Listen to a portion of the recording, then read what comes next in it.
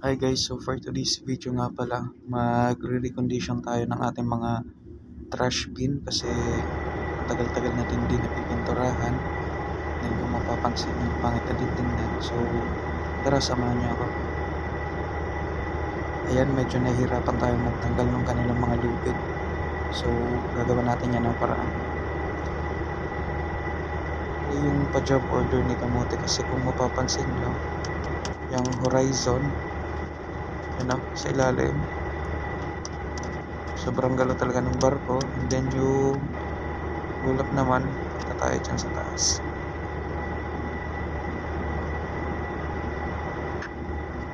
Yun papansin nyo talaga magalaw yung barko. Yan, ayusin muna natin yung camera para makunan talaga natin ng maayos. So tara guys, tura na tayo.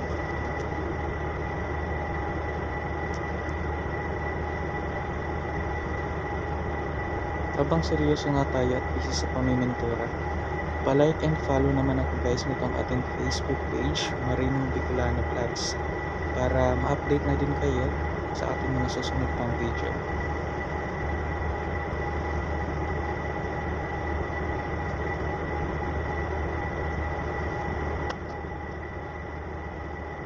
Kung mapapansin nyo nga guys, yung panahon okay naman, maliwanag yung kalangitan, may init, pero hindi lang talaga maiwasan yung malaking pagtagili ng ating barko kasi maliit lang yung ating cruise tonnage, and then tumatawid tayo sa North Sea. Kaya kahit sabihin nating summer time dito sa Europe, medyo ramdam pa rin natin yung alon. Siguro normal na to dito yung ganyang sistema kasi nasa maliit tayo ng barko. Pero kung sa malaking barko naman, wala to sa kanila. Normal lang, parang wala lang yung galaw ng barko.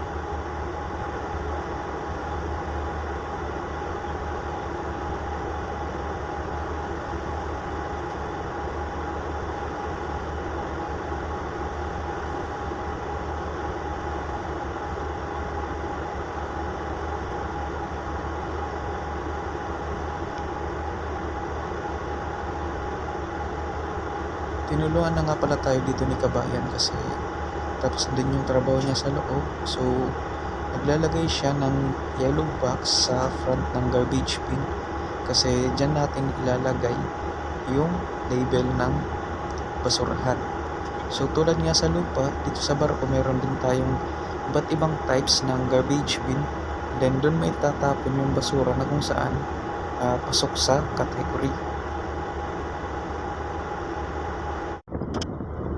Nga sa first part nitong video, yung mga label nila hindi na masyadong mabasa. Trying hard nga pala tayo guys sa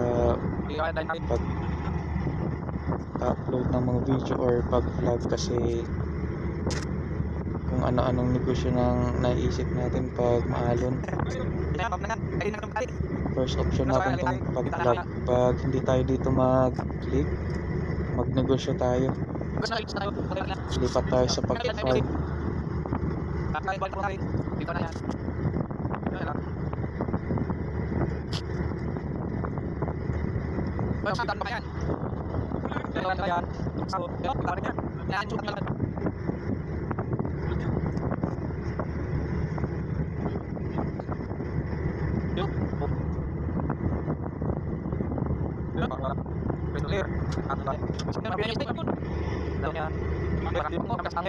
Ating finished project. So meron na siyang mga nakadikit na label. So iba't ibang category yan, depende sa kanilang color.